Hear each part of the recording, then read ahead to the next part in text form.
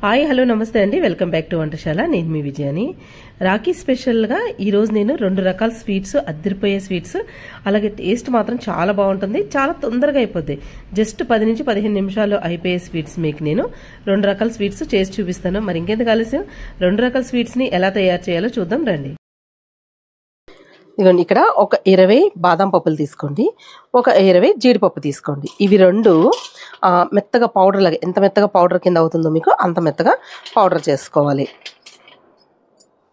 ఎంత కాకుండా పెద్ద కొబ్బరికాయ ఉంటుంది ఒక కొబ్బరికాయకి ఇవి అనమాట ఇంకా ఎక్కువైనా వేసుకోవచ్చు తక్కువ ఉంటే ఏంటంటే మనం చేయాలనుకున్న స్వీట్ టేస్ట్ రాదనమాట అందుకని ఇవి పౌడర్ చేసి తీసుకొచ్చి చూపిస్తాను మీకు ఇదిగోండి ఇందులో ఒక కప్పు కొబ్బరి ఇలా తురిమేసుకుని వేస్తున్నాను అయితే బాగా ఫుల్గా వేసుకున్నాం అనుకోండి దాన్ని బట్టి షుగర్ వేసుకోవాలి నార్మల్గా మీరు ఇలా నొక్కి పెట్టకుండా మామూలుగా వేసారు అని అంటే 30 వంతు షుగర్ వేసుకోవాలి ఇలా నొక్కి పెట్టి వేసారంటే కరెక్ట్గా దీని నిండా షుగర్ వేసుకోవాలన్నమాట ఇదిగోండి ఒకటి షుగర్ వేస్తున్నాను నార్మల్గా కొబ్బరి తీసుకుంటే 30 వంతు షుగర్ వేసుకుంటే సరిపోద్ది తక్కువ తింటాము అనేటట్టు అయితే కనుక 30 వంతే వేసుకోండి షుగర్ ఇదిగోండి పాలు ఒక పావంతు వేసుకోవాలి ఒక వంతు కొబ్బరి వేసుకున్నాం ఒక వంతు పంచదార వేసుకున్నాం కదా పావంతు పాలు వేసుకోవాలి ఇవన్నీ ఒక్కసారేనండి అన్నీ ఒకేసారి ఇలా వేసేసుకుని ఇదిగోండి ఇవన్నీ వేసుకున్నాక ఇలాగా కలిపేసుకోవాలి కలుపుకుని మీడియం ఫ్లేమ్లో పెట్టుకుని ఇలా కలుపుకుంటానే ఉండాలి మనకి దగ్గర పడేంత వరకు కూడా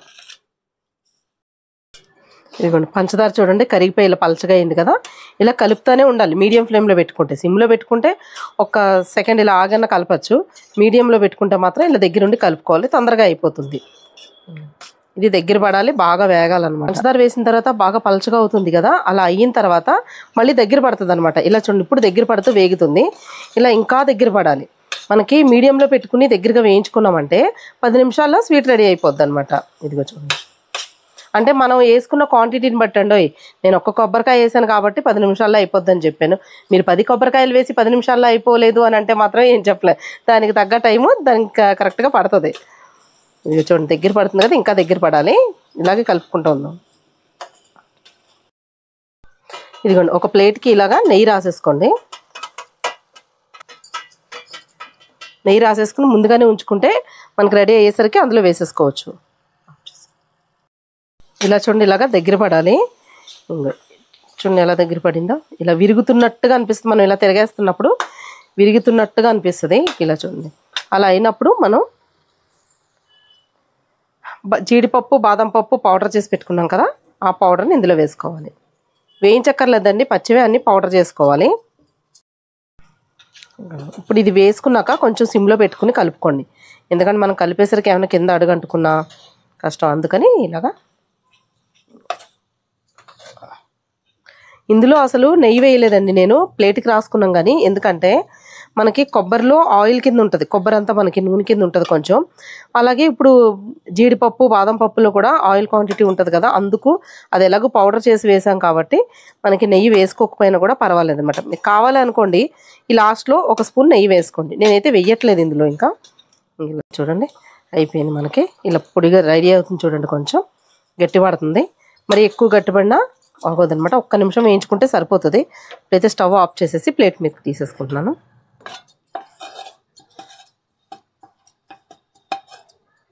వస్తే ప్లేట్ అంతా చేయండి లేకపోతే ఆఫ్ ఇలాగా సగానికి ఇలా చేసేసుకోండి ఇవ్వండి చేతి కొద్దిగా నెయ్యి రాసుకుని ఇలాగా ఒకసారి ఇలా అనుకోండి ఎందుకంటే తొందరగానే గట్టిపడిపోతుందండి అందుకు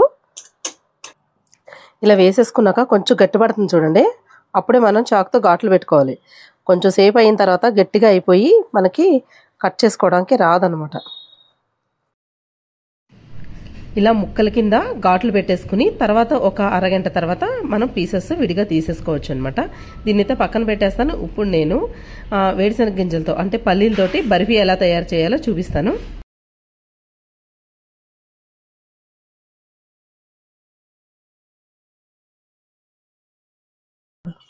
ఇదిగోండి ఫస్ట్ పల్లీలు వేసుకోవాలి ఇందులో వేసుకుని పల్లీలు అయితే లైట్గా వేయించుకోవాలి మరి మనం పచ్చళ్ళకి అది వేయిస్తాం అలా వేయించకూడదు అనమాట ఇదిగో లోపల పచ్చి కొంచెం పోయే వరకు వేయించాలి ఈ పల్లీల్ని సిమ్లో పెట్టుకుని వేయించుకోవాలండి. అయితే కలర్ అయితే రాకూడదు, లోపల కొంచెం వేగాలి, కలర్ రాకూడదు, పొట్టు మాత్రం వచ్చేయాలి. పొట్టు మనం తీస్తుంటే వచ్చేయాలన్నమాట. కలర్ వచ్చిందంటే స్వీట్ కలర్ కూడా మారిపోతుంది. ఇక చూడండి, ఇవి 3 to 5 minutes పడుతుంది. సిమ్లో వేయించుకోండి. ఇదిగోండి, ఇలా వేగితే చాలు. స్టవ్ ఆఫ్ చేసేసి ఇవి ఒక ప్లేట్లోకి తీసేసుకుని, ఇంత పెద్ద ప్లేట్ అవసరం లేదండి, నేను ఏదో చల్లారుతాయి కదా అని చెప్పేసి తీసుకుని ఇవి పొట్టు మొత్తం తీసేసుకోవాలి. పొట్టు మొత్తం తీసేసుకుని ఇట్లా చల్లారిన తర్వాత పొట్టు తీసేసి చెరిగి మీకు చూపిస్తాను. ఇదిగోండి, ఇలాగా పల్లీల్ని ఇలా పొట్టు తీసేసుకోవాలి. తెల్లగా భలేగా ఉన్నాయి చూడండి. అంటే ఎంతవరకు వేగిందో మీకు అర్థమైంది కదా. పొట్టు లేకుండా ఉంటే బాగుంటుంది చూడడానికి, తెల్లగా వస్తుంది స్వీట్. పొట్టు ఉంటే ఏం అవదు, కాకపోతే కొంచెం కలర్ చేంజ్ అవుద్దని అంతే. ఓకే, దీన్ని పౌడర్ లాగా చేసుకోవాలన్నమాట. దీనైతే పౌడర్ చేసుకుని తీసుకొస్తాను. ఈ లోపల పాకానికి రెడీ చేసుకుందాం. ఇదిగోండి, ఒక 1/4 కప్పు పంచదార వేస్తున్నాను. మనకి స్వీట్ బాగా ఎక్కువ ఇష్టం అనుకోండి, ఫుల్గా కప్పు కూడా వేసుకోవచ్చు. ఒక పావంతు వాటర్ వేసుకోవాలి. ఈ చక్కెర కరిగిపోయి తీగ పాకం రావాలి. అది ఎలాగా లేత తీగ పాకం చూపిస్తానండి నేను మీకు. తొందరగానే వచ్చేస్తుందండి, ఎందుకంటే చాలా లేత పాకం, తీగ పాకం అనమాట. అయితే ముందుగానే మనం పల్లీలు వేయించేసుకుని రెడీ చేసుకుని పౌడర్ చేసుకుని పక్కన పెట్టుకున్న తర్వాతే మనకి పాకం రెడీ చేసుకోవాలి. ఇదిగోండి, పాకం ఒకసారి చూసుకోండి, తీగ పాకం వచ్చిందో లేదన్నది. ఇదిగో ఇలాగ తీగలాగా రావాలి, లేత తీగ పాకం. ఓకే, ఇదిగోండి, మనం ఇలాగ మెత్తగా పౌడర్ కింద చేసుకోవాలి. చూడండి, పల్లీలు కనుక వేడిగా ఉన్నదనుకోండి ముద్దలాగా అయిపోద్ది. పల్లీలు వేరుశనగ గింజలు బాగా చల్లారిపోయాకనే మిక్సీలో వేసుకుని పౌడర్ చేసుకోవాలి. సిమ్లో పెట్టేసుకోండి, పెట్టుకుని కొంచెం కొంచెం ఇలా వేసుకుంటూ తిప్పుకోవాలి.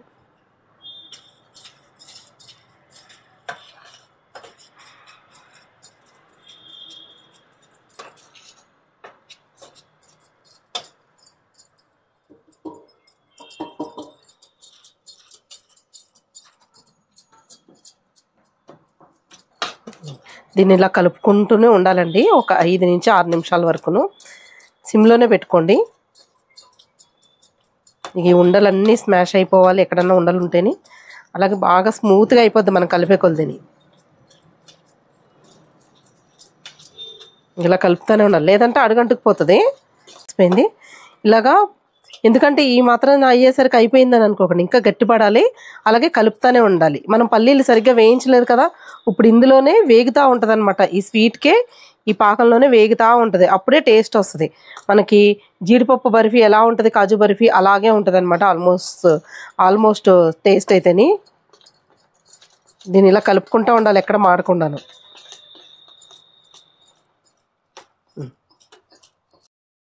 ఇక ఇలా చూడండి, ఇక ఇలా అవ్వాలన్నమాట మనకి. అదే నాన్ స్టిక్ ప్యాన్ అనుకోండి, దానికి అంటుకోకుండా చక్కగా వచ్చేస్తుంది.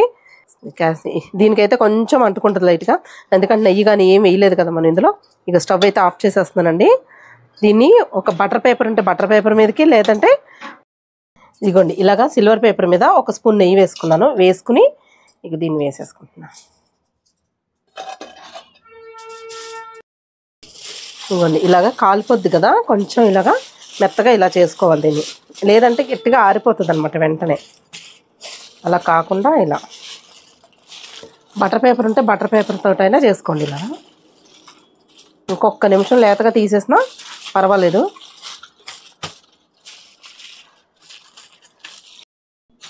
ఇదిగోండి, నేను చేసిన కవర్ ఇలా అయిపోయింది, అందుకని ఇంకొకటి తీసుకున్నాను. ఇది బండతో వేస్తున్నాను, చిన్న బండ. చపాతీ కర్రతో అయినా సరే ఇలాగా చేసుకోవచ్చు అనమాట పలచగా. ఒక్క నిమిషం.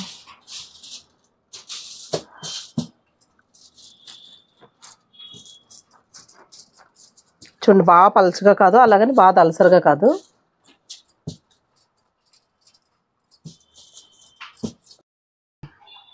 ఇవైతే పీసెస్ ఇప్పుడే కట్ చేసేసుకుందండి. ఎందుకంటే ఇంకొంచెం లేతగా ఒక్క నిమిషం ముందే మీరు దింపేసుకున్నారనుకోండి ఇంకా బాగా వస్తుంది అనమాట. బాగా ఇలాగ మనం కలుపుతున్నప్పుడు ఇంకా స్మూత్గా మృదుగా అయ్యి ఇంకా బాగా వస్తుంది.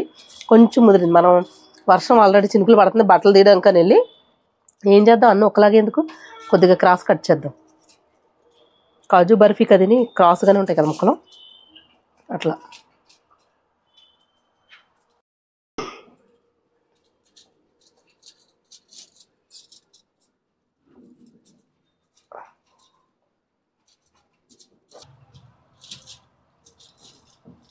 ఇదిగోండి ఆల్రెడీ పీసెస్ అయితే వచ్చేస్తున్నాయి, కానీ ఒక్క నిమిషం చల్లారితే ఇంకా కొంచెం ఎక్కడ ఇబ్బంది లేకుండా వస్తాయి అన్నమాట పీసెస్ అయితే. చూడండి కదా, దీనిపైన సిల్వర్ పేపర్ కూడా అతికించుకుంటారు.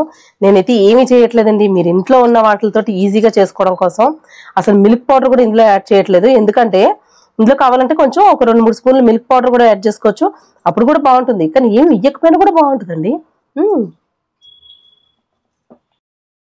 ఇవన్నీ కొంచెం చల్లారిన తర్వాత ఇలాగ తీసేసుకుంటూ వచ్చేస్తాం. 2 రకాల స్వీట్స్ అయితే రెడీ అయిపోయినాయండి. ఇవి కూడా ఒక ప్లేట్లోకి తీసుకుని ఆల్రెడీ మనం కొబ్బరితోటి చేసుకున్నాం కదా, ఆ పీసెస్ని కూడా తీసేద్దాం.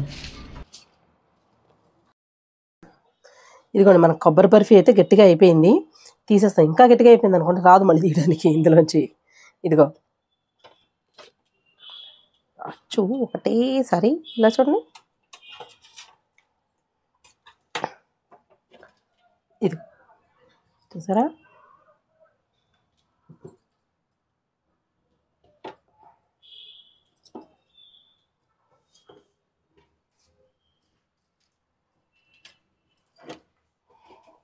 చూడండి అయితే రెడీ అయిపోయినాయండి. కాజు బర్ఫీ లాగా ఉంటుందండి నిజంగా పల్లి బర్ఫీ అయితేనే, అంటే ఏడుశనగ గింజల బర్ఫీ. వచ్చి కూడా పాలు పోసి చేసుకున్నాం కదా, అలాగే బాదము కాజు కూడా వేసుకున్నాం కదా, చాలా బాగుంటుంది టేస్ట్ అయితేని. మీకు టేస్ట్ చెప్తాను ఇది కూడా.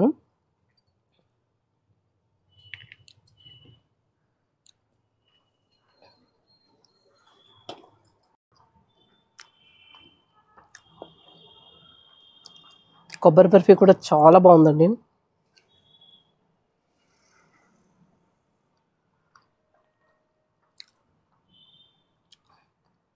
బాదాము కాజు కూడా వేసింది, మన మంచి టేస్ట్ వచ్చింది. ఇంకా